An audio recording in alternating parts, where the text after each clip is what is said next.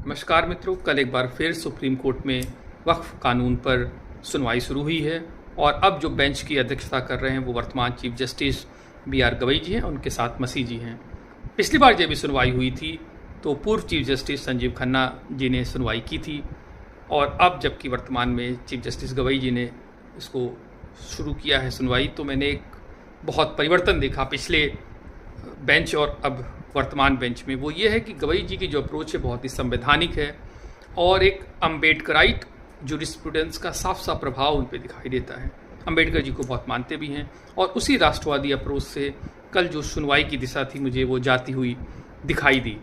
दरअसल कल कपिल सिब्बल बार बार रिक्वेस्ट कर रहे थे कि एक इंटरिम ऑर्डर या स्टे ऑर्डर दिया जाए, क्योंकि उनको लगता है कि ये पूरा का पूरा जो कानून है वो असंवैधानिक है।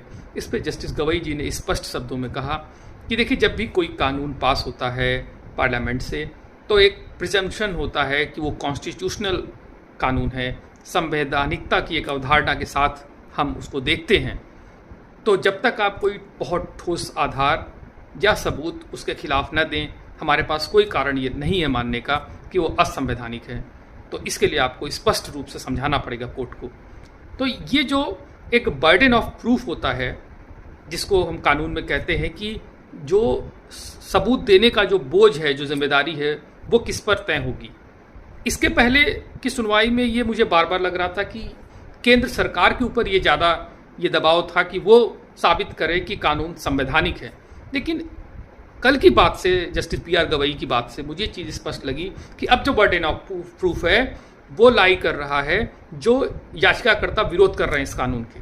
क्योंकि अब कपिल सिब्बल जी से पूछा जा रहा है कि आप बताइए कि ये कानून क्यों गलत है, जो प्रिजम्पशन हम क्यों न रखें कि ये संवैधानिक है। तो ऐसे में एक चुनौतीपूर्ण समय होगा विरोधी का, जो कानून के विरोध में जो याचिकाएं जिन्होंने दाखिल की है। इसके बाद आगे भी जब कपिल सिब्बल जी ने कहा कि देखिए, अगर वो स्मारक घोषित हो जाएगा, संरक्षित स्मारक ASI के द्वारा, तो हमारे पूजा पाठ में और पूजा के जो हमारा अधिकार है उसका हनन होगा।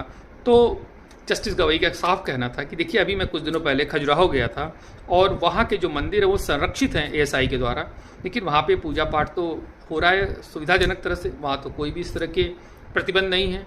तो यहाँ भी एक झटका कपिल सिब्बल जी या उन विरोधियों को लगा जो कानून के विरोध में जिन्होंने याचिकाएँ दाखिल की हैं। इसके बाद भी और बातें हुई, उस पर भी उन्होंने कहा कि देखिए, मैं मस्जिद जाता हूँ, चंदा मैंने देखा वहाँ खूब चढ़ावा चढ़ता है और कोई इसमें आपत्ति नहीं चंदा लेने में। तो कपिल सिब्बल जी ने कहा कि मस्जिदों का थोड़ा सा प्रावधान अलग होता है। तो एक जो अवधारणा है बहुत ही व्यवहारिक लगी मुझे।